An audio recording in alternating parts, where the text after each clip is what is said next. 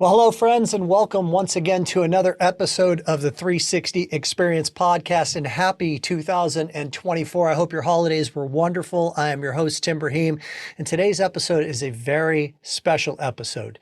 I've decided to bring in not just one, but 5 guests into this podcast. And these guests are some of the great teachers in the industry, and we're going to be sharing with you over the next 90 minutes. This is one you need to set the time aside and listen to in its entirety. The combined total of years in the business between my guests is 115 years tenured in the mortgage industry and over $6.5 billion in production. And that doesn't include my production numbers or my tenure in the mortgage industry. Craig Strent, Josh Burris, Tyler Osby, Ryan Grant, and Josh Metal. Today, you're going to learn about databasing. You're going to learn about pursuing financial planners. You're going to learn about how to build your confidence in this very challenging time. You're going to also learn about how to host lunch and learns and pursuit of real estate agents. And finally, you're going to learn about budgeting, which is a very important topic for all of us, making sure that we are bringing in more money, of course, than we are spending, which is something that Josh Metal is going to talk to us about. So sit back, relax, enjoy this episode, take notes. And as a side, once again, if you're not a subscriber, please hit subscribe. That's how I can get great guests like these 5 to come and join me all at one time. The more that we increase our subscriber base, the better. And if you like this episode, forward it on to a friend, somebody else who would benefit from it, and put your comments in the notes if you're watching it on YouTube. We thrive off of your feedback. And now, without further ado, my episode with these 5 wonderful guys that are a part of the Loan Atlas faculty.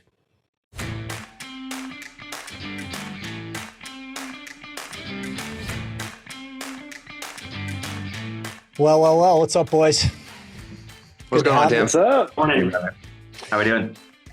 Happy 2024. This will be aired in January of 2024, and this is going to be interesting to say the least. It's going to challenge my technical abilities with this whole spotlight thing and weaving you guys in and out, and hopefully Craig using his mute button because of all the racket going on in the background for him. But I wanted to start off the 360 experience in 2024 with bringing in just 5 superstars. I talked about you in the intro, and I want to give each of you, 10 minutes or so to just rock and roll. And really excited to have you. Thank you for being here. Thank you for teaching the industry. And we're going to cover a vast array of topics. So we're going to start off with Craigie. I'm going to do this spotlight thing. Let's see, Craig. All right, Craigie. So look, you are known in your career for being a great non-realtor referral partner loan originator. And you have mastered several additional sources of business. And going into 2024, especially with the NAR stuff, with who knows what's going to happen with realtor commissions, et cetera, it seems to me that this is like an even more important time for originators to be focusing on non-realtor referral business. So what alternative sources of referral partners do you suggest? And let's get practical. Pick one of them after you suggest a few, and go deep with us for a few minutes on how to go about pursuing them. Yeah, Tim. There's several that I've really focused on, and I'll pick 1 or 2 to go deeper on with the group here.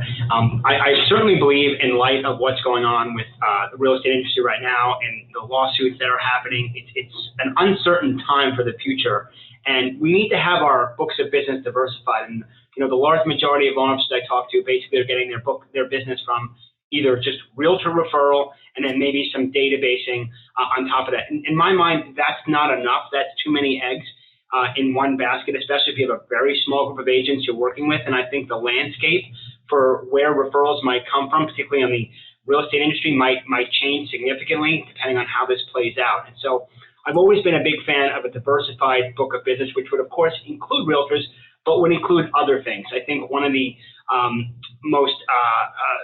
the biggest blue ocean strategy out there is the financial advisory community. There are just thousands and thousands of financial advisors across this country. They regularly come in contact with people that want to borrow money or save money on their mortgages. People have a strong relationship with their financial advisors, so it is very much a warm referral that comes from them. And so I'll get a little deeper on that group in a moment. In this environment, family law attorneys are always a strong source, because when people are divorcing, it doesn't really matter where rates are. Generally speaking, the agreement calls for somebody to refinance, and oftentimes there's two transactions to be had, someone refinancing, someone moving. So the entire community of family law, which would include family law, mediators, collaborative divorce, all great opportunities to build relationships and gain referrals over time. Of course, as you're releasing this in January of 24, we can't neglect CPAs. Over the next 3 months, CPAs are going to regularly come in contact with every one of their clients. And in this environment, they're often going to find people that maybe feel trapped in their home or want to buy their first home and don't find it affordable. So a huge opportunity to educate CPAs on different tactics we're using now to make homeownership affordable in this environment. A great tip for those folks who want to go after CPAs or trying to develop that niche is to send the CD from these past year's closings to your clients' CPAs. It's a great way to get in front of them ahead of tax season with a note saying, hey, I know you're going to be doing the return for blah, blah, blah. Here's their CD from this year and some tax tips related to the mortgage. So a great little thing you can do there to get introductions. That's a new space you're going into. And then finally, doing well by doing good. I believe in getting involved in local business organizations and on nonprofit boards, pursuing things that you like doing and want to be a part of. When you do that, you get the opportunity to demonstrate your competence to all of the folks in those rooms, and that will build their confidence in calling you the next time they need a mortgage. So a wide swath of things you could be pursuing here on top of your realtor book of business.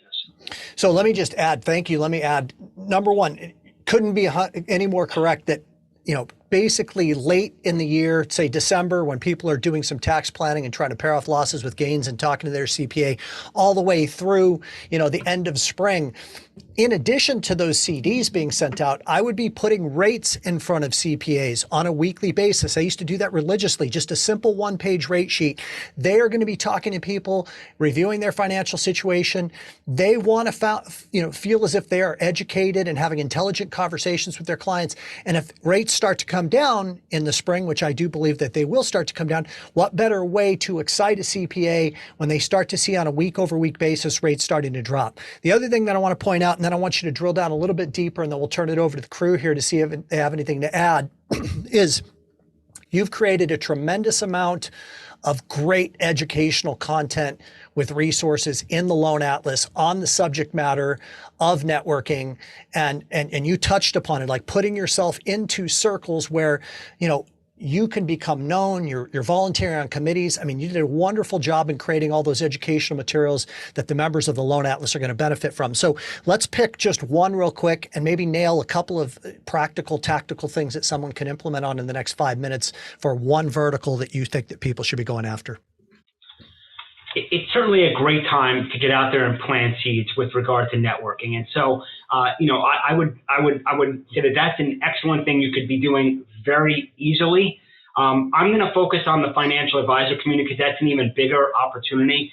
And there's just so much there. Everybody, wants to save money on their mortgage. And everybody, is in a position where they're at some point they either want to own a home or move up out of their home. And financial advisors are constantly having these types of conversations with people. Most advisors talk about offering holistic services, comprehensive financial planning, but what they're really doing is just managing the assets.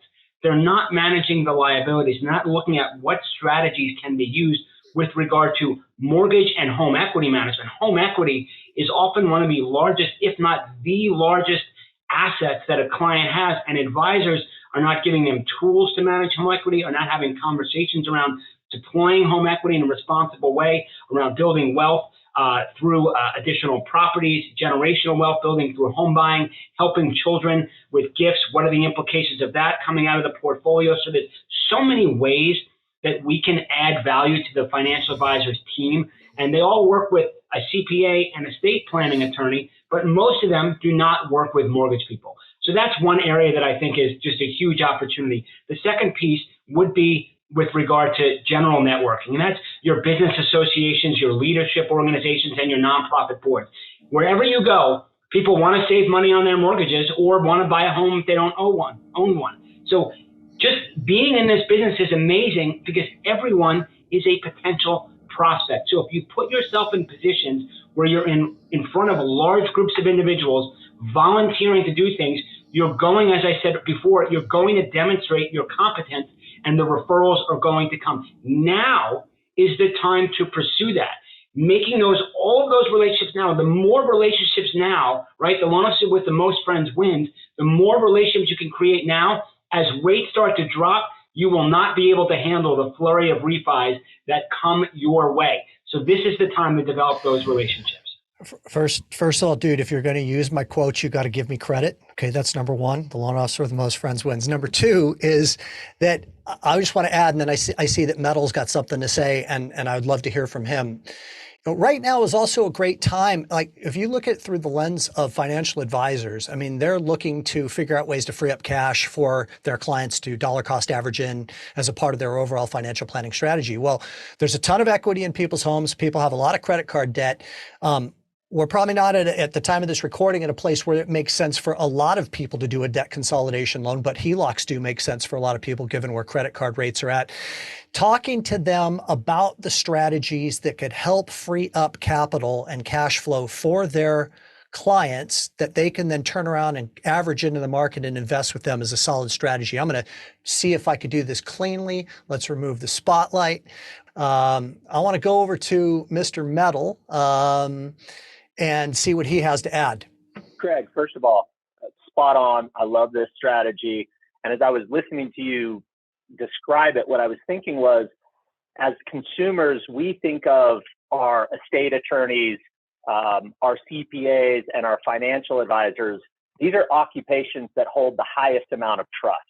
And so positioning ourselves alongside those occupations so that we're getting those referrals, number one, is genius because it comes with a very high degree of trust in those professionals already. But secondarily, to Tim's point, and I think you mentioned it with the flurry of refinances, which I have not seen in a very long time. I'm excited for that. But last week, the MBA came out and said that mortgage applications surged to its highest level in 6 weeks. And we just saw like a 0.25% improvement in interest rates. And all of a sudden we see this huge increase in mortgage applications. Same thing happened in March. If you remember March of 23, rates came down about 0.5% and mortgage applications just absolutely surged. So we can forecast what's going to happen in the first half of 2024 as mortgage rates come down. All this pent up demand that's sitting on the sidelines. I want to move. I want to get another bedroom. I want to do a home improvement. I want to get investment money. I want to do debt consolidation. It's all pent up. And as those rates come down, that'll thaw and people will start asking those professions that are highly designated who they should trust, who they should use. So this strategy right now has probably never been more valuable in my mind. And I'll just add, you've got to know as an originator, what are the thought prompter questions that need to be asked? You're the one who knows all the problems that you can solve.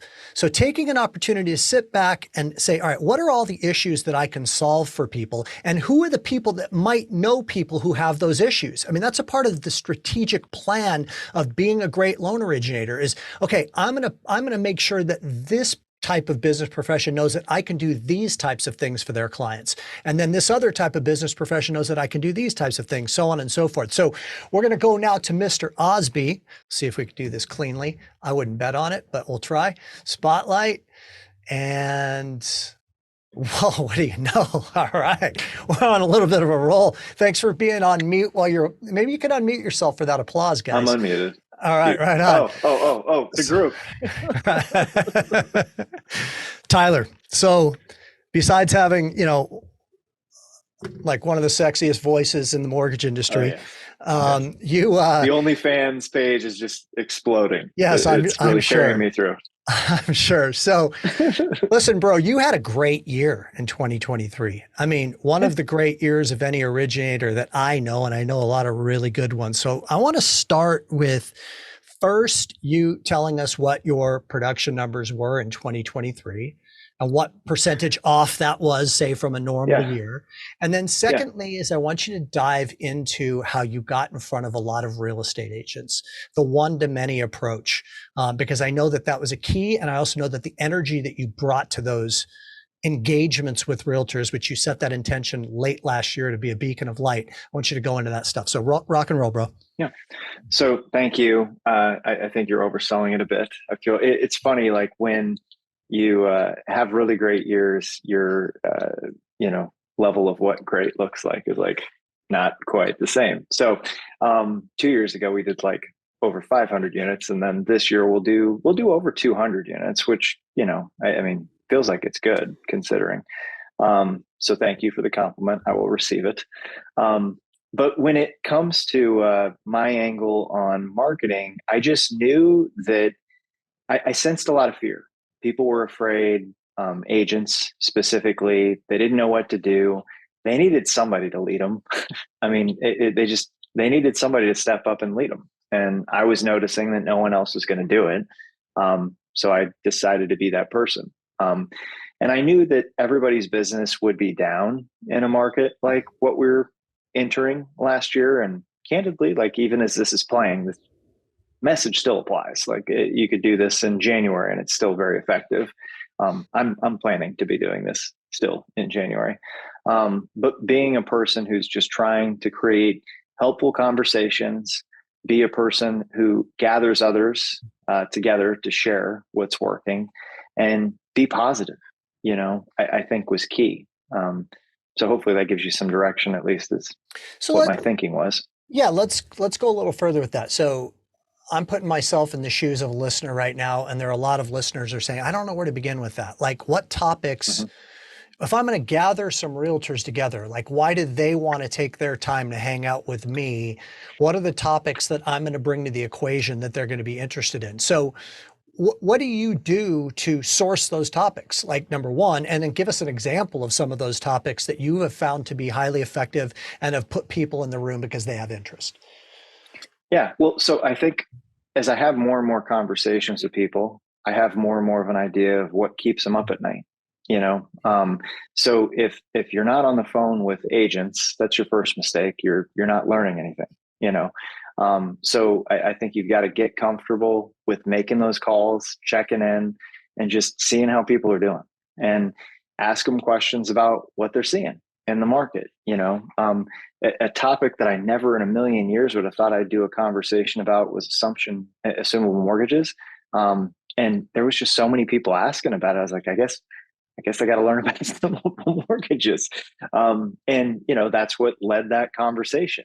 There's a lot of people right now as I'm talking to them, they're telling me they're starting to make plans for next year. I got to make decisions on what I'm going to do for marketing next year. And, is the market going to turn? They need some leadership in that area. So that's the next workshop topic is we're going to do a business planning workshop. For me, I'm always just trying to find, a topic that is timely. And I know that people are talking about it because if I talk to one agent, chances are there's probably a lot of other people in the same position that we can kind of connect, the same issue and get everybody in the room to talk about it. I just wrote down a note here that Metal and I need to talk about offline. But that business planning tool that we've been going over that's in the Loan Atlas that is great for originators, we could create a version of that for real estate agents very easily for loan originators to take to realtors and teach a workshop and have them know their numbers and create action items for it. So that's going to be in my to-doist here really soon. So I want to point something out and then I want to go a little further with like, how do you approach them? I'm going to prime the pump here. So like, how do you approach them? How do you prepare for the workshop? How do you get people to come? But I want to point something out. Assumable mortgages, I want you to confirm this. There's nothing in that for you. Correct. And I think that's really important. Yeah, I think that's amazing. So you're teaching a topic that actually doesn't benefit you in any way, shape, or form, because if an assumption takes place on a mortgage, you don't get the deal. I'd have to imagine that sends a very powerful message to the realtors that you're teaching it to. Yeah. I mean, my goal is just to bring people together and be the leader of a conversation like that. That in by default has really helped me in terms of, positioning ourselves as people in our market that are just helpful. Like we're really just here as teammates to them, trying to help them figure stuff out. Right. So they lead the conversation of what we're going to cover. We pick a topic and then we pick a date and we start inviting people. So for me, and I don't want to like gloss over that there's probably a lot of people who listen to this that may not have yet organized a database like at all, right? Like if I say you need to circle the agents that are actively referring you, like you may not even have all of their contact information. Like I know there was a period in my career where I didn't even have name and phone number and email saved in like one easy to use place. So like that's step one. And if you don't have that, I'm telling you, you're missing out on a gold mine, because the easier you can kind of filter your data of who you need to reach out to or invite to something, the more likely you are to execute on a lot of the ideas that you'll probably hear shared here in the group. And it's so elementary and basic, but so many people don't do it. So if you have not yet organized your data in a way that you can actually take action with it, that's the first thing you need to do. Is you need to go through your past year's loans and where they came from. Make sure you've got the contact information for where they came from. And you know that those are your top supporters. Those are people who are already referring business in the door. And those are the first people that I invite to every event, is the top agents that have referred us in the last 4 months. And surprise, we easily have the data.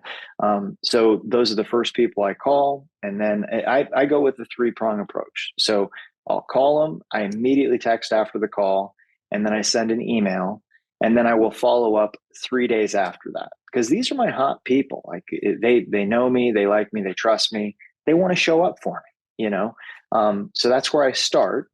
And then I start looking at all the transactions that I've worked on within the last year. Any agent that's been involved with us, they've seen our weekly updates, they've seen the process, they know what we do. They already kind of trust us. So those are the other people that I invite to these.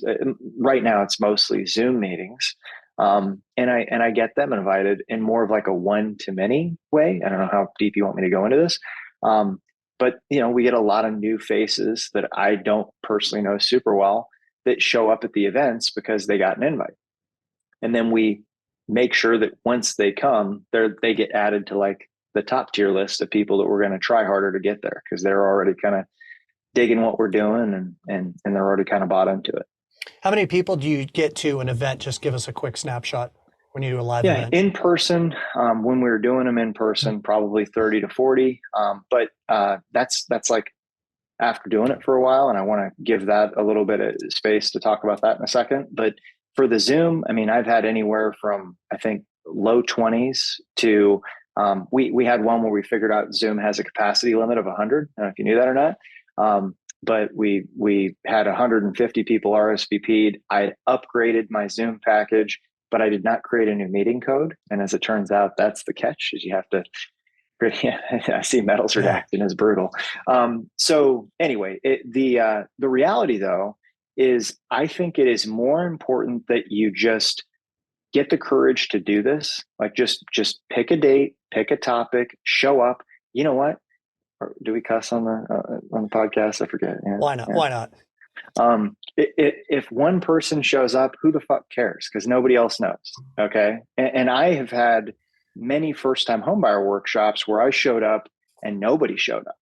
And I would talk very publicly that I was going to be doing a first-time homebuyer workshop, and I'd show up and what the fuck? Nobody's there. And I did all the things right. Like I totally did. I didn't do it a whole lot differently than I do now. So don't feel like it was a wasted effort if you don't have this huge, Osby said he gets 30 people. If I only got 10, this isn't something to be excited about. You fucking got 10 people in a room to talk to. Like that's amazing. I had workshops where I'd have one person show up, and you know what? Like I had in that experience as first time homebuyer, I had a client. Like it's kind of an awkward first date type of vibe because it was just me and them that showed up. But we still had the same opportunity to do the educational experience and all that. I just think that too often people don't take action on these ideas because they think, well, the way I heard it explained, there was such scale and there's a lot more people. Got to start somewhere. Just start doing it so you can make adjustments. I mean, this goes back to the presentation that I did in Park City, a month and a half or so ago on the subject matter of perfection getting in the way of implementation, like feeling like you have to be perfect with everything. And then you're subsequently not taking action on anything. All right. Well, we're going to let a little small version. What a coincidence of Josh Burris speak right now. And then we're going to go to Ryan Grant because they both had comments that they wanted to make and I'd like them to add on top of what you shared. All right, let's go Burris and then awesome. RG. So one of the things I wanted everybody to think about too is like, this can feel daunting, the task of trying to fill a room with real estate agents or referral partners. So one of the ways that I have found success, and trust me, I've had plenty of failures with it, but we've also seen a lot of success. One of the ways that we found success pretty easily was partnering with a local title company or a local attorney who's well-known and has a large scope of real estate agents as well. And one of the biggest things that realtors want to see is not a loan officer talk. They want to see their peers who are successful talking. So one of the best ways that we've found to be able to fill a room is to create a small panel. Maybe 3 to 4 people max, where you're one of the panelists and the title rep maybe MCs the event so that the real estate agents are coming. The main draw is for them to see why the other agents are successful. You have questions that you lay up in advance so that they know how to really nail the question. And then you can interject as well so that people can see your professionalism. And you really start to increase the scope of people that you get to meet that way. And they also get insight as to why you're the professional that you say you are, and they really get to know you in a way that isn't something that's as direct as like, hey, I've never talked to you before, come to my event because I want to tell you about the latest craze in the mortgage world. They don't care about that typically. So that is a really easy way and a frictionless way to be able to draw agents to you. As Tim's always said, you host one of these events and you want to draw people out, do it at a nice venue, spend a little money and have them create a reason to want to come out. I think Tyler gets so many people because I don't know what else you do in Iowa personally, other than go to events. So I think that might have been a pretty easy draw. Assumable mortgages. Right. This week's topic. This week's topic. Free donuts. How to properly tip a cow. That's what we're going to cover.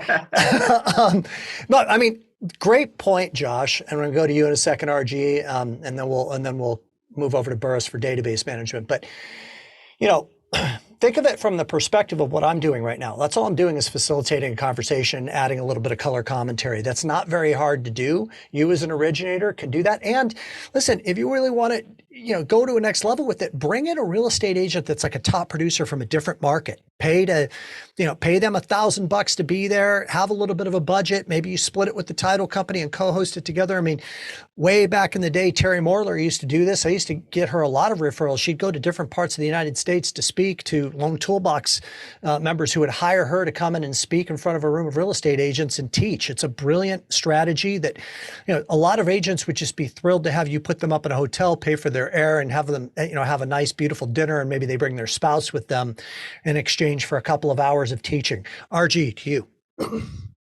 Yeah, I think the one thing I would add, and I love what Tyler's doing, and I also do a lot of what Josh was talking about, but when you're in front of that room, a lot of problems that people have is extraction.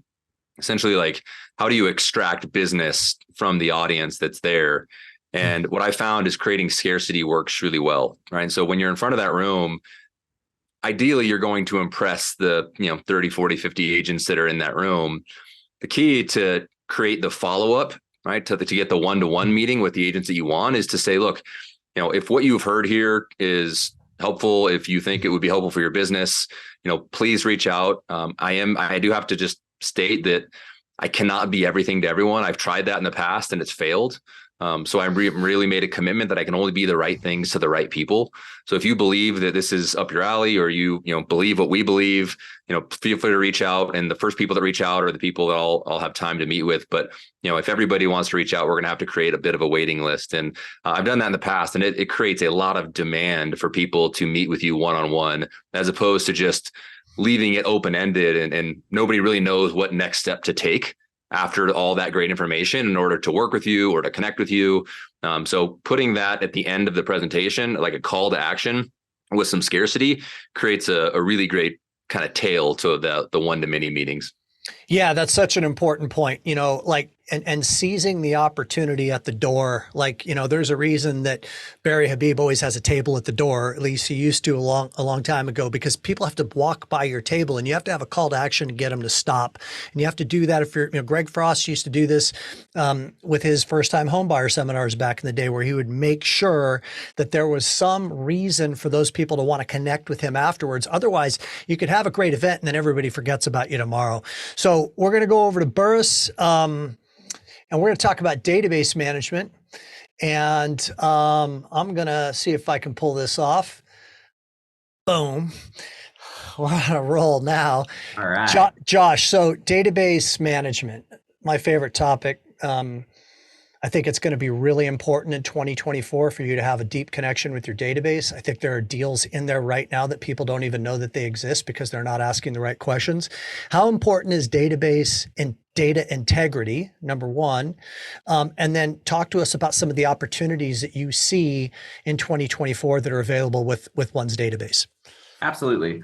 Well, I think right now, specifically, where it is a bit slower and we've gone through a tough period of time, I think now more than ever, we have this incredible opportunity, right? Like, we've been through the last 2.5 years, or really, 2.5 years where we had this incredible run. And the only thing we could do was just process refinances and get some purchases knocked out. And now we finally have the gift of time. But if you don't utilize that time to really go through the planting phase of planting all these seeds with your past client database, really developing a relationship with them, and then making sure that you have all of their information up to date, as well as create an action plan for them, then you're really going to miss out when this next wave comes. I will tell you, one of the parts of my job that I really get to see a lot is I get to see some on the secondary side. And I have never seen investors invest more capital in client retention than I have right now, which means every one of us needs to step our game up. So what does that look like? In my opinion, really, we have to start out by cleaning up our database. And that involves making sure that we have up-to-date addresses. We got to make sure that if they've got any new liens, we're aware of it. Got to make sure that we're up to date on really where their values lie. And then we need to make sure, like the basics, like Tyler was saying, we got to make sure we have their contact information up to date. And what most people don't realize is there's a lot of really great systems out there that can do a lot of this stuff for us on an automated basis. So, for example, making sure that we've got their correct address. Many of the sales boomerang or trigger alerts can provide that information for you. There's monitor-based. Our credit vendors are a great source. And then title companies are an unknown gem that we can really be able to extract a lot of data out for free, because they're always looking for business from us. So one of the ways they can help us is to provide that data for us. CoreLogic can run lien reports for you, where if they've added a second lien and you didn't get made aware by a trigger report, you can now have that information so that when you're calling them and updating them, that you know exactly what's going on in the file. You can get updated values through HomeBot, HomeIQ, Zillow, Redfin, and those are more manual in its basis. But like, if you want to take your database and send it to a company like a CoreLogic, they can do a full-blown bulk version of a value update for you. So one of the things that I always get frustrated about is when I hear people talk about updating their database, they're like, oh, I just can't find the data. It's not out there. I can promise you, if you're looking for data in this environment, it's there, and you're just not looking hard enough. So there's plenty of different places. The places I always start with as a baseline are like, go to your credit reporting companies, go to like a CoreLogic, and typically they're going to have a lot of the data aggregation that you need in order to be able to really take care of it. So Tim, you and I talk about, and RG preaches this all the time. As an originator in this market, the most important thing is that we're creating value for people well beyond a transaction. And in order to be able to honor that commitment, you have to stay in touch with them. So all this clean data is for naught if you're not staying in front of them and consistently touching base and having real conversations with them. In my opinion, all of the work that we need to do right now is clean up your database and then have meaningful conversations where you walk away with an action plan and the client walks away with an action plan, so that you can react as soon as the market hits whatever their target rate is, or if they know that they've got a kid coming for college, or they know they've got high credit card debt, you have to have a script that's already in place for that client that they already know and that they pre-commit to, so that when that event happens, you're pulling the it's Tim and it's time, right? You're executing on the plan that you've already mutually agreed to, so that when this window happens, you can fly through it and have unprecedented success. But also you're delivering on the value that you promised out of the gate, so that you're not transactional. I think that part, to me, if you take away anything, is spend the time now to go through and have those conversations and make sure that you're executing on it. And when that time comes, you better execute like you promised. Otherwise, that client isn't going to be loyal. Well, and let's go a step further. I'm glad you bring this up, because I think that what happens psychologically a lot, Josh, is people say that they're going to do something and then they don't do it. And then they're sheepish and they're embarrassed, so they don't contact the person anymore because they feel bad that they didn't live up to their agreement. They told them, I'm going to stay in touch with you, and they didn't for 3 years. So now they're afraid to call them at all. You got to just own that shit. You got to call them and say, hey, look, I did not do what I said that I was going to do. And I want to say that I'm sorry. And I want to reconnect with you. And I want to help you. And here are some of the things that I need to know to be able to be proactive in making sure that we know of opportunities that come about in this coming year that I would know about if I didn't make this phone call. And establishing that strike rate is important. And making sure that you're really, once again, creatively thinking through. So I'm going to lob this back over to you. Like, what are the opportunities? So like, if I'm sitting here in January of 2024 and I'm thinking ahead and I'm going, all right, what if rates hit 5 3/4? Now, what if that happened? What deals would there be out there in my database? Would it be debt consolidation? Would it be people actually wanting to refi and take cash out and add on? Would it create, like, what are the opportunities that one should be looking for right now, Josh, when they're calling their past clients and setting up that next deal? Yeah, I think it's really multiple, Tim. As we mentioned earlier in the call, right now, in this very moment, the average interest rate, according to Forbes yesterday, was on a credit card, on a revolving credit card debt, was 27%, right? So immediately, you've got potential options for home equity lines. We're also at national highs for debt levels and national highs for equity levels, right? So when we talk about like how financial planners are one of the most trusted, relationships that customers have, so many loan officers don't position themselves as a debt service manager, right? Where an asset manager manages the assets and we manage the liabilities. Well, if we're not actively having conversations with how to make sure that we best structure their liabilities, and then we're not executing on it, then we're not delivering on that promise. So what I find really helpful is you look for opportunities to potentially restructure their debt. But also, there's a lot of people that bought homes within the last couple of years, and it was incredibly fast-paced. Like, they had to go in with no contingencies whatsoever, and many of them have buyer's remorse. So during these conversations, one of the things that we should be asking is, hey, now that you've lived in your house for 2 or 3 years, is there anything that you would prefer that you wish you had in a house that you don't have now? So get them starting to understand what that dream could be, and making sure that you have that conversation of, well, let's talk about what it would take to make that dream a reality.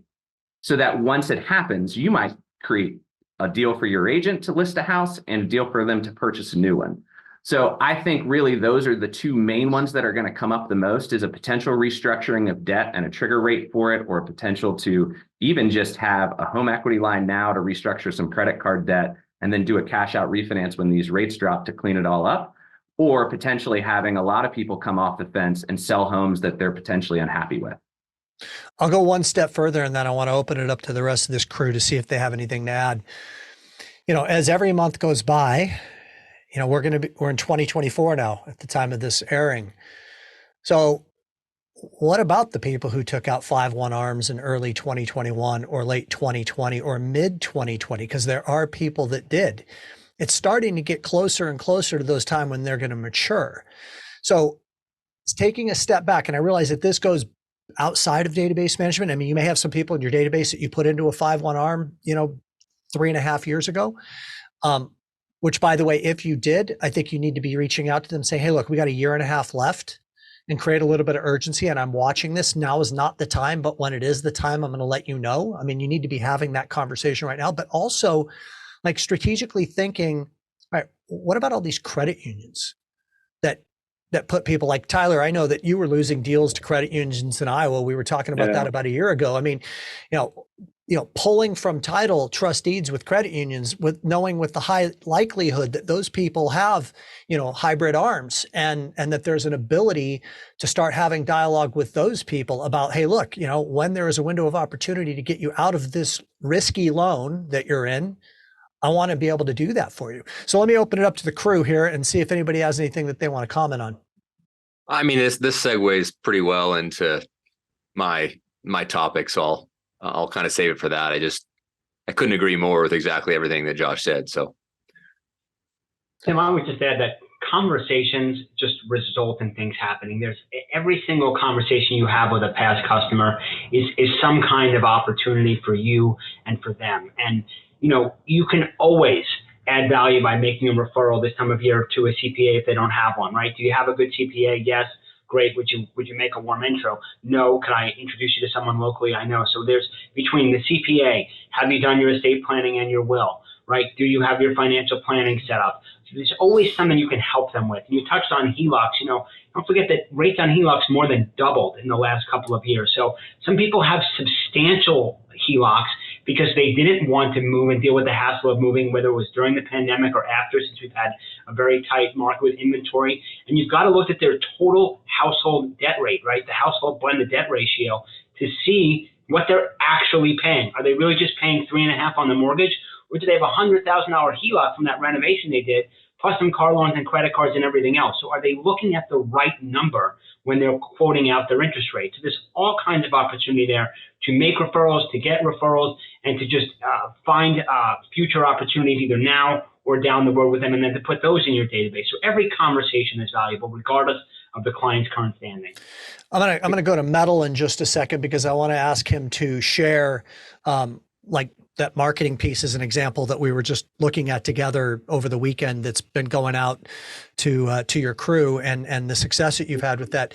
But Craig, just to comment on what you were just saying, loan originators are very used to selling rate, because in a refi market, that's the sell. It's sexy, right? 2.625 was easy. You throw a 2 in front of something and you definitely want to be using that, front and center in your scripting, right? But it doesn't work too well when you have a 7 in front of it. Okay. And at least after you've been at 2. But that's not the sell. Rate is not the sell right now. Payment is the sell. And you have to make that transition. You have to modify and adjust your scripting to talk about what their current payment is versus what their new payment would be. What would you be able to do if I could save you $487 a month? How could you deploy that to earn money off your money? How would that free up some capital for you to be able to, pay for that private school for your kid, whatever the case may be? So Metal, I'm going to just toss it over to you for a second, just to see if you would take a moment to just share with us what you've been doing from a marketing perspective with your crew as it relates to this. Yeah, we created a message that went out last week, or perhaps it's going out this week, that said that the title of the email to our database was "Some people are literally drowning in debt." And we just threw up a couple of statistics. Someone mentioned earlier that credit card debts are north of $1 trillion in this country, and an average interest rate, I think the credit card number that I saw was at 22%. Student loan payments have kicked back in. Home equity lines that we took out at 2.25 are at 9.25. And we just put a few bullet points in there and said, look, the industry and the market has changed. The leverage that we employed earlier in 2023 or 2022 at lower rates is now really painful. And there is a way out, right? So it's not your fault. The market has changed. There's a solution. And then we just created a graphic that was basically off the MBS Highway Debt Consolidation tool, where we just showed, you move from this mortgage to this mortgage. Yeah, your interest rate's going up, but if we eliminate that $50,000 in debt with the corresponding payment, your outgoing expenses actually go down. And we kind of created a cool little graphic around it. And then that turned into an email blast to our past client database, a still image graphic that our mortgage advisors used. And then we created a bunch of short form video content around that, which we then boosted to our past clients audience through a custom audience in social media. Twitter posts, little videos on YouTube, and just getting that message out there that it's time to really start thinking about consolidating those things. Love it. I mean, when I saw what you created, I immediately fired that email back to you and said, is this working? And the reason that I asked that was because I got excited because I remember how it used to work for me 20 years ago, and for me, it was like literally handwriting envelopes and mailing that letter out to people, but it worked. It would get me 2-3 deals a month when I'd send out like 1,000. So my batting average is pretty decent from a direct mail perspective. So thinking along those lines, folks, about where do people have pain right now? How can you solve the pain? And going old school and distributing with email and or direct mail, just a simple 1-page letter that speaks to their pain and offers the solution to their pain will be highly successful for you. So now we're going to go to RG. And what I want to talk with you about, bro, is, let me get you on camera here. So now I just have RG, and I'll get myself back on here sooner or later. There we go.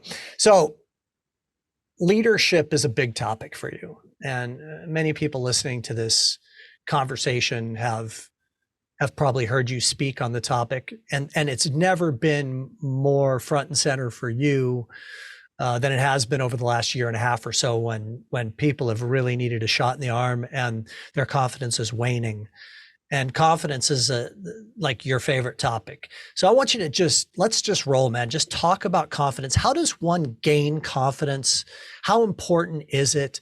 Speak to the topic of confidence going into 2024 so people can really seize this very, very important mindset. Yeah, Tim, the question we ask a lot of people, whether it's through our coaching or in our group, is, you need to understand your value to the marketplace.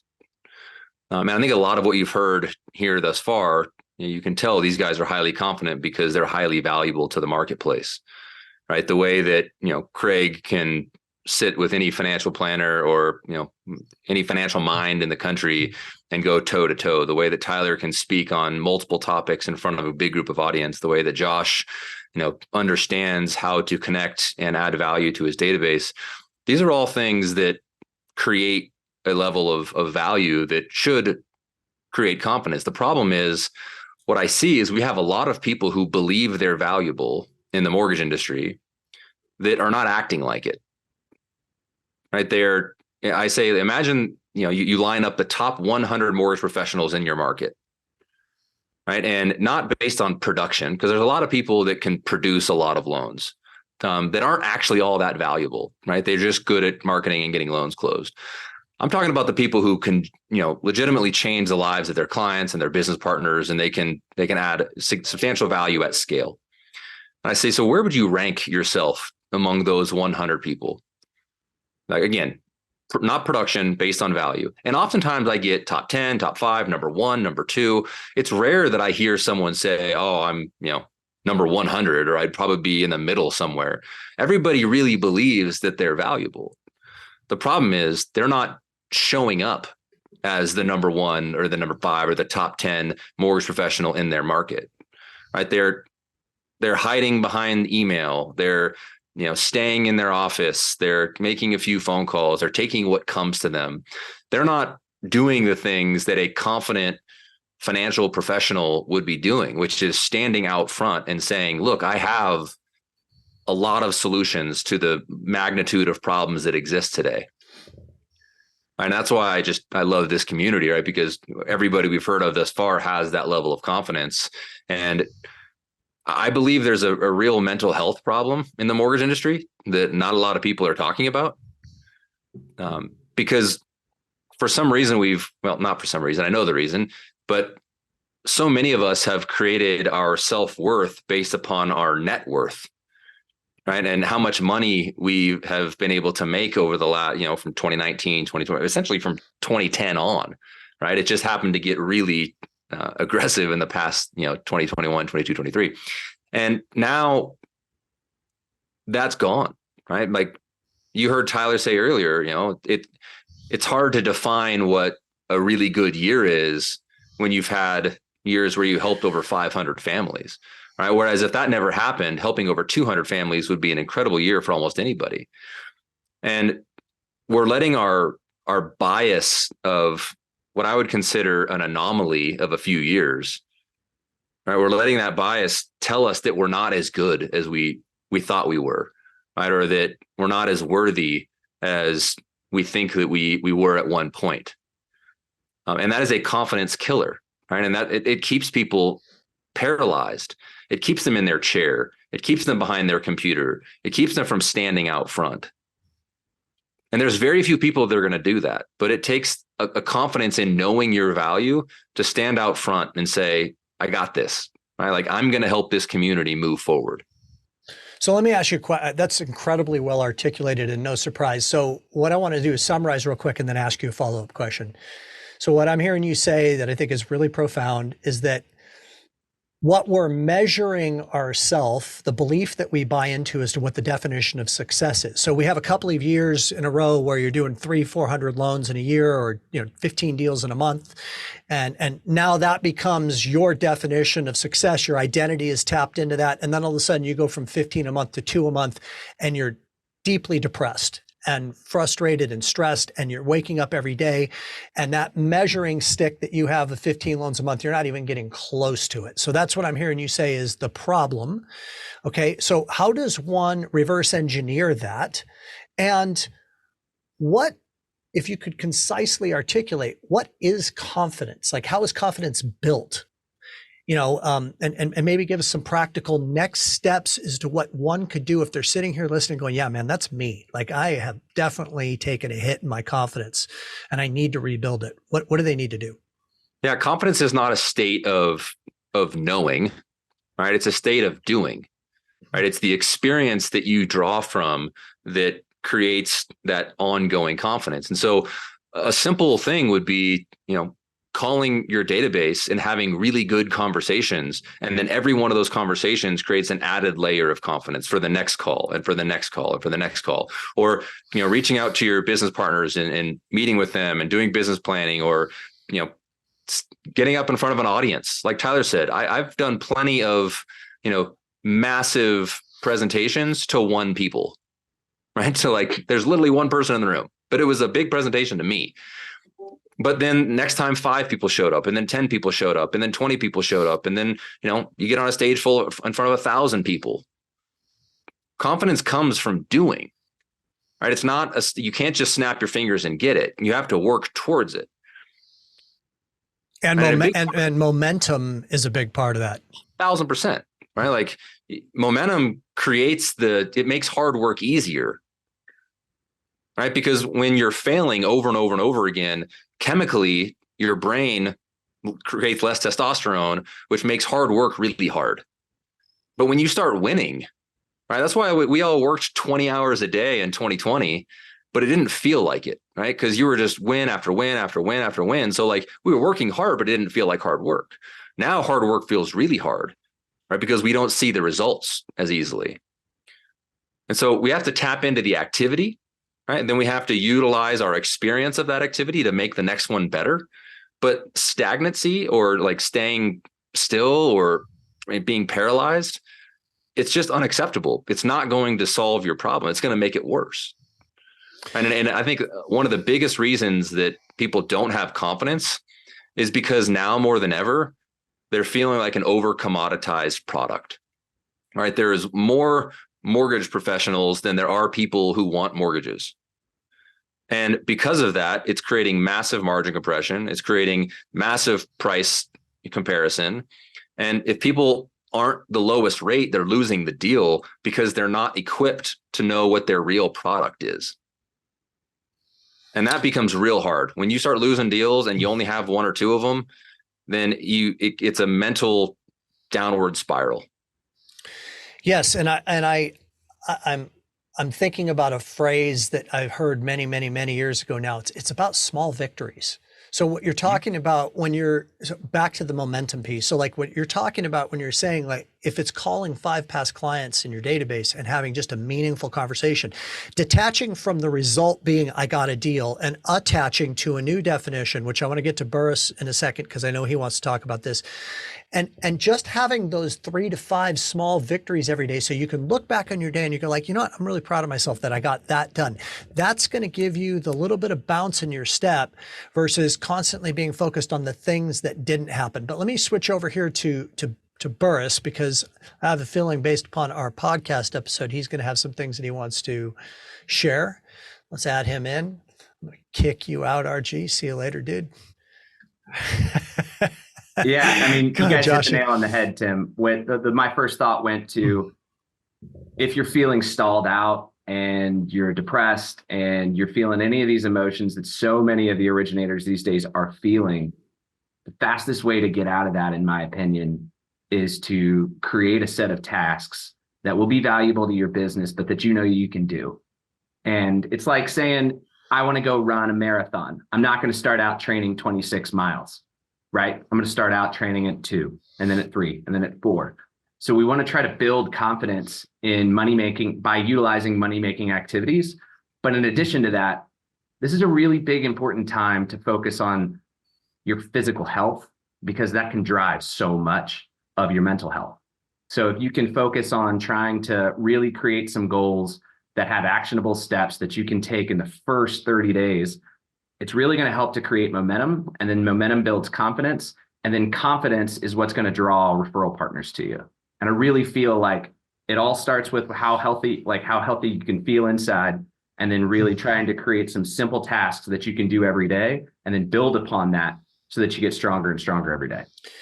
Let me go to the rest of the crew here. I got to get myself out of this spotlight thing. There we go. So I want to go around the horn real quick before we close out with Josh Metal hitting cleanup. What's one thing, I think this is such an important topic that RG and Josh just hit on. Like, what's one thing that you would suggest that someone commit to doing, small victory, on a consistent basis going forward to start off 2024? Burris, you just started us off with taking good care of your health. RG, you talked about calling certain number of people in your client database and just having a meaningful conversation. Which one of you guys would like to throw in another idea? I mean, I can go. I think everybody listening knows there's at least one thing that they've been dreading doing, but they don't want to do it. It makes them scared. And I would say just do it scared. There's a really good quote from Carl White, who I know you know, and he took it from somebody else. So I don't know the original quote, but it was, peeing your pants when you're scared is normal, right? But courage is doing what you need to do with wet pants. It's a variation of that quote. And I think it's a really good quote because, there's a lot of stuff that we do that isn't, it's not complicated, but it's scary. And you got to kind of do the scary thing to see a lot of progress. So I really like the riff that RG just went on.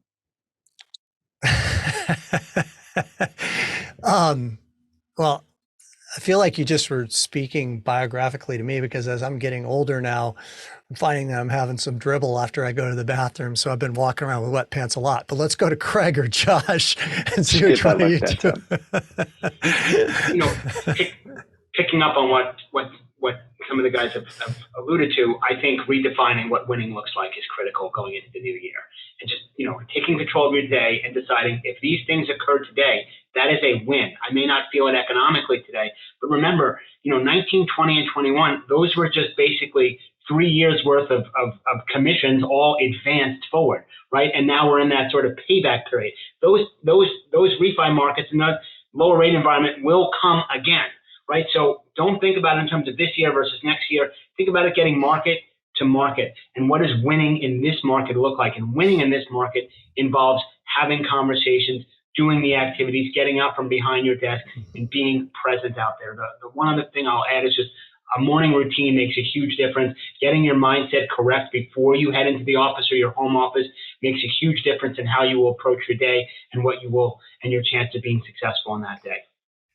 Thank you, Craigie. Metal, you got anything for me? Totally nailed that, Craig.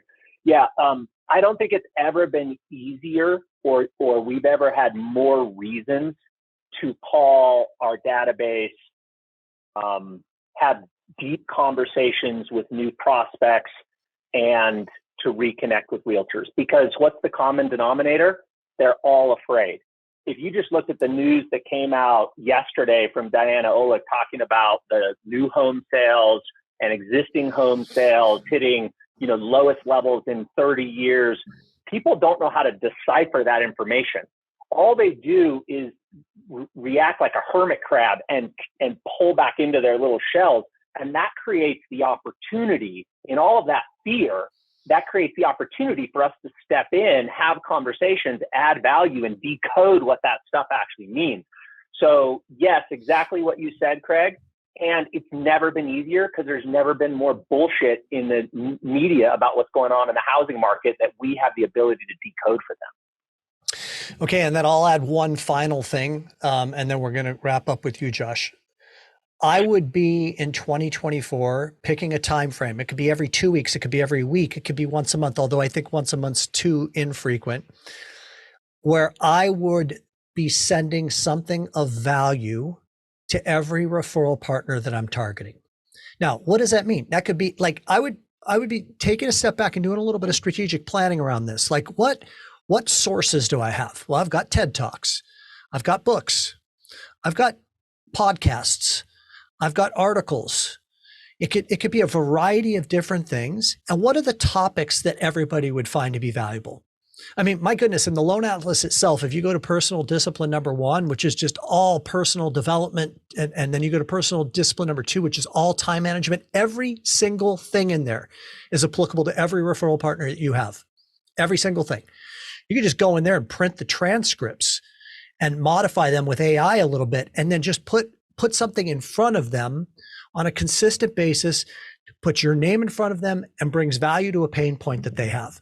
I used to do this religiously with the business boosters and the gift of knowledge interviews and loan toolbox.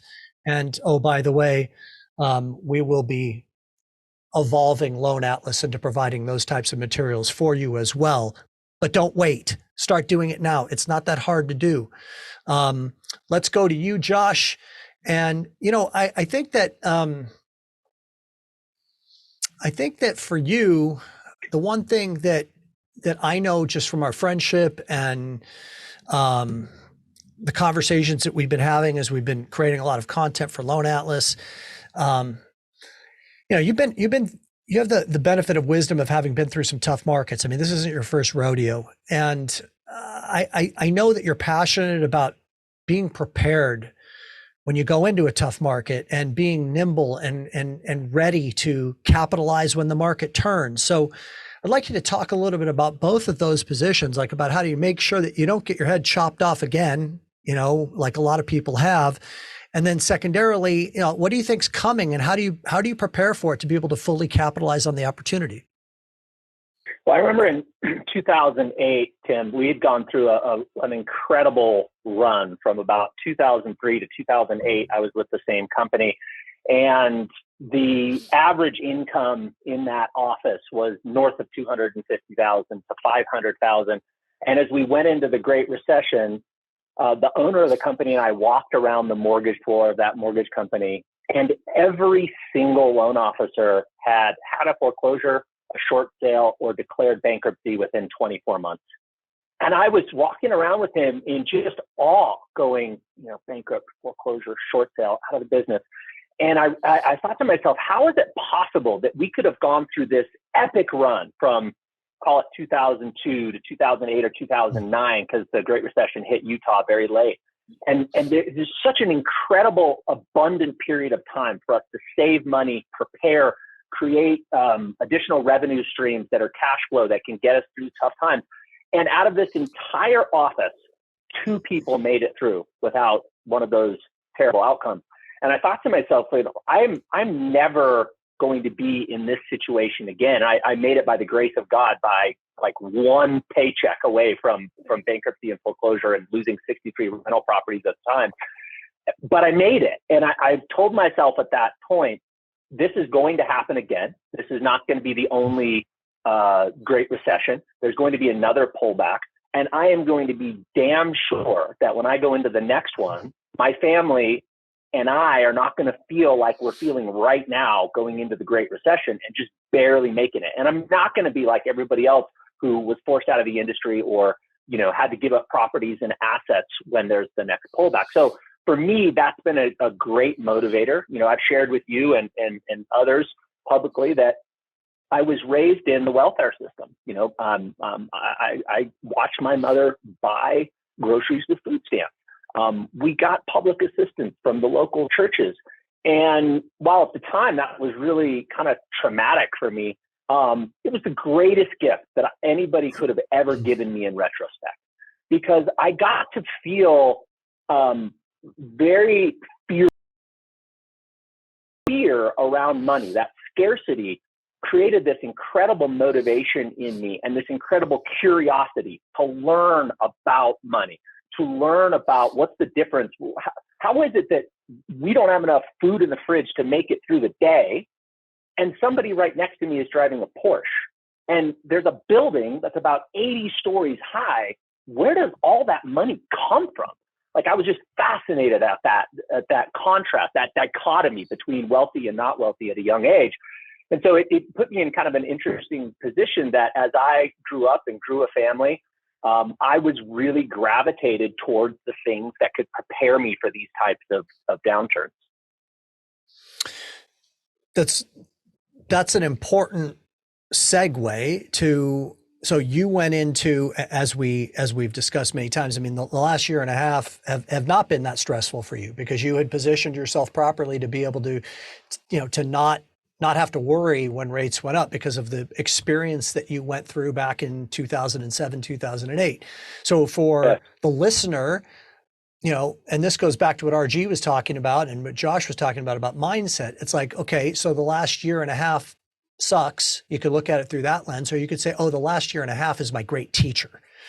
That's because I will do what Josh did, and I will never let this happen again. And I will never get complacent and assume that, as Craig was talking about, that when I get paid, 3 years in advance because I have this booming year, that means that, I could just go out and buy a new house and a new Porsche and buy a boat and all these types of things. So what do you see going forward? Let's talk about 2024. What do you see as the prudent positions that people should be putting themselves in when it comes to this position of personal finance? Yeah, and as you positioned it, I think this is a massive opportunity if we take action and if we position ourselves right. I think there's 3 reasons, first of all, before I get to that, why the vast majority of people fall short of becoming wealthy. The first reason is something that Robert Kiyosaki so eloquently explains in Rich Dad, Poor Dad, and he calls it the rat race. And the rat race is essentially this battle between fear and desire. And Robert talks about it as, we get a job because we need to feed ourselves and we need a roof over our head. And so we have fear that if we don't get a job and we don't make money, that we're, not going to be able to provide. And then we go out and we start selling ourselves, and we start becoming a great mortgage advisor, and we start stacking up our pipeline. And before one of those loans even closes, just as the pipeline is starting to expand, desire kicks in. We go to the restaurant, and all of a sudden we start ordering the prime beef. We order the French or Italian wine instead of the Oregon wine. We start spending that money. The Italian wine is better than the Oregon wine, though. So I mean, for sure, yeah. I needed a carve out there. We have to reward ourselves. We just have to pick the really awesome rewards. Not all. You can't get everything. So we start spending that money in our minds before we ever even bank the money, and then we spend the money on depreciating assets. And then we go, oh crap, I spent all the money that I just created. Now I have fear kicks back in and I got to go back to work. And so we've created this cycle, this rat race, as Kiyosaki describes it, that is fed by our human emotions of fear and then desire, which causes us to spend that money. That's the first thing. That's a reason why one of the 3 reasons why most people don't get wealthy. The next reason is that 50% of our income, once you figure, goes to taxes. Once you figure federal, state, you live in the state of California, Tim, you've got those beautiful state taxes.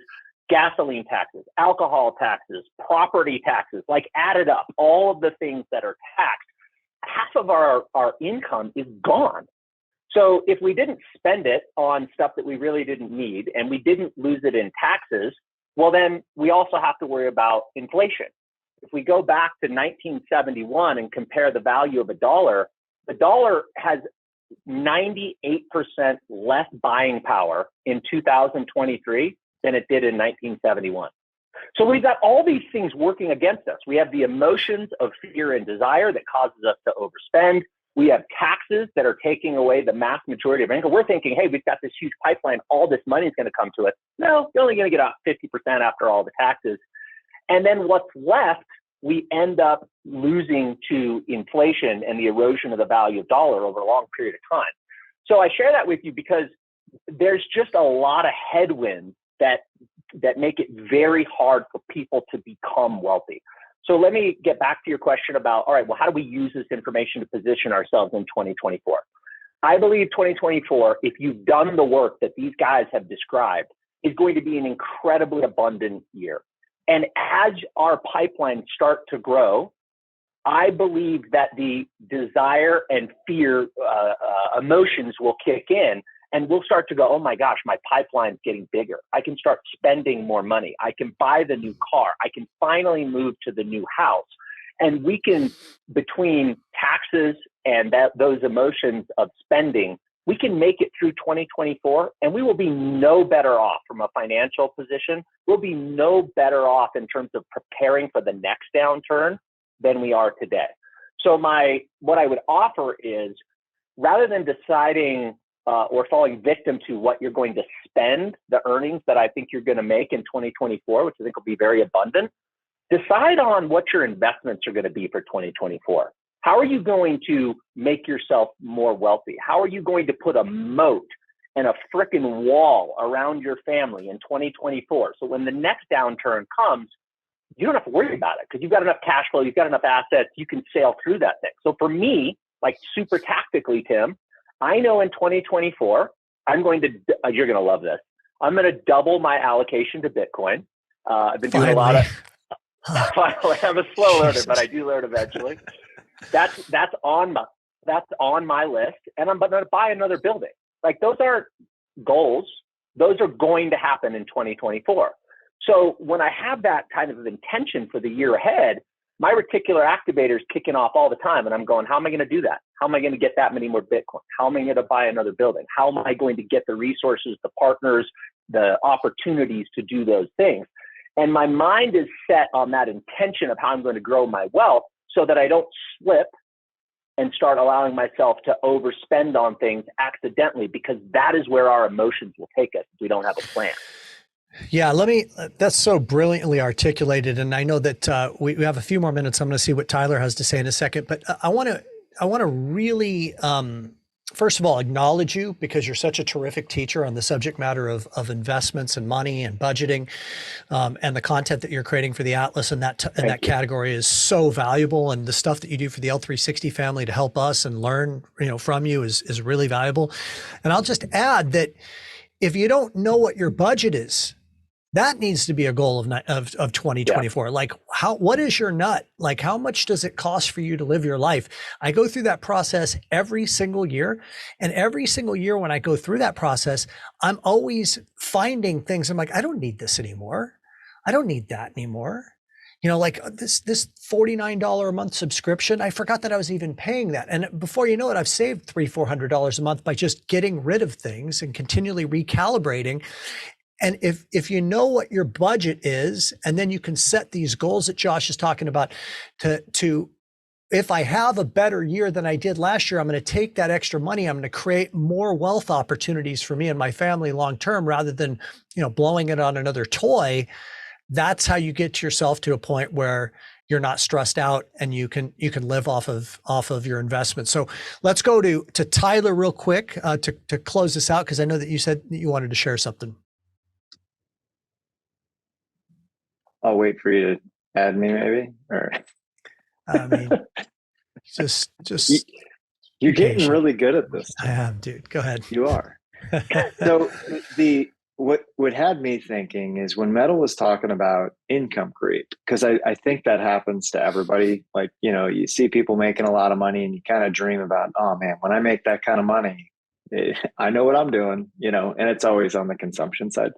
But it reminded me of a conversation that we were having in Utah. RG had mentioned, I think we've gotten to a point as an industry where we kind of, because things have been so good over the last couple of years, we've almost gotten too good to do the things that made us successful to begin with. Like, it's almost like going to the open houses is below us, or whatever the example is. There's a million examples.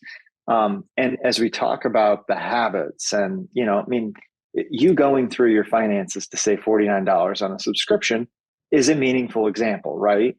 That's a habit. You just do it. And it's a habit that you've had for many, many years. Well, people who are finding success in this market right now, they're still doing the fundamental habits that originators that have been successful for many, many years are doing. And they didn't let that success that they had, that was frankly kind of the market's fault, they didn't let that create an illusion that they could stop doing those things. So much like Metal was making the connection of to build a moat around yourself financially, I think to build a moat around your business, you have to have a business that runs doing the fundamentals every single day. And candidly, it's not always sexy stuff. Like, going out to open houses on a Sunday is probably not at the top of my list, but where people who are buying houses are at, they happen to be at open houses too. So it's a good thing to start trying to think a little bit like a rookie, if you will, to do those activities that help you build that moat. That was the connection I wanted to make, because Metal reminded me of that. As he was saying that, I was thinking, there's a lot of things that I do in my business that, I've kind of candidly, I'm a little annoyed that I have to do it sometimes. But also, I think it's just the fundamentals. It's what you got to do. Yeah, reading your own press clippings and buying into the story that, hey, I've elevated forever for more above having to sling loans is a trap, right? Because that market will turn and you will need to get back to slinging loans.